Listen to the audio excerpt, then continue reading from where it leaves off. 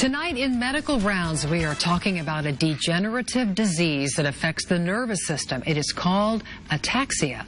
Dr. Duarte Macahdo joins us live from Hartford Hospital now with more about this condition and to talk about the first ever support group for ataxia patients here in Connecticut.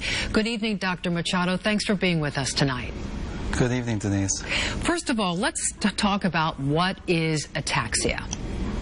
So ataxia is a chronic neurological disorder that predominantly affects a part of the brain called the cerebellum, which is responsible for coordination of movement, and it also affects the brainstem and spinal cord. So what would be the symptoms of ataxia?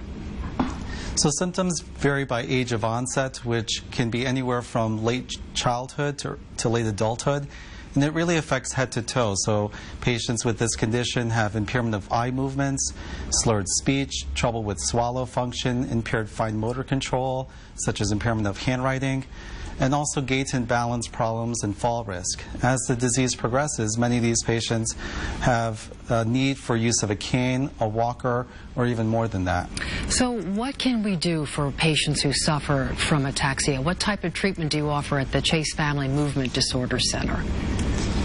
So our treatment approach is customized depending on the type of ataxia. So in addition to treatments, we also offer diagnosis for patients who haven't been diagnosed with a specific type of ataxia yet through blood work, for example. In terms of treatment, typically that involves use of a medication that helps improve gait and balance, and we couple that with a specific physical, occupational, and speech therapy approach, all of which are available at the Chase Family Movement Disorder Center.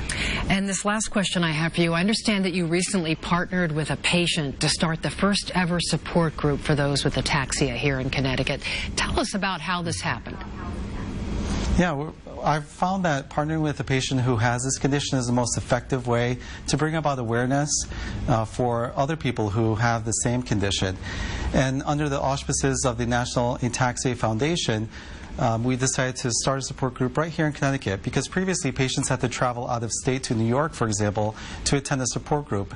And I felt it was important to have a group right here in Connecticut. So we're really excited to, for the first time ever, offer a group like that in Connecticut with the support from a national organization in terms of providing educational resources, opportunities for involvement in clinical trials, and really as a network for individuals who have this condition.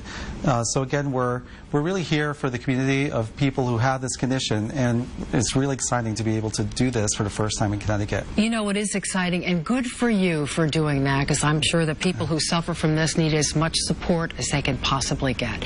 Thank you so much, Dr. Macahdo.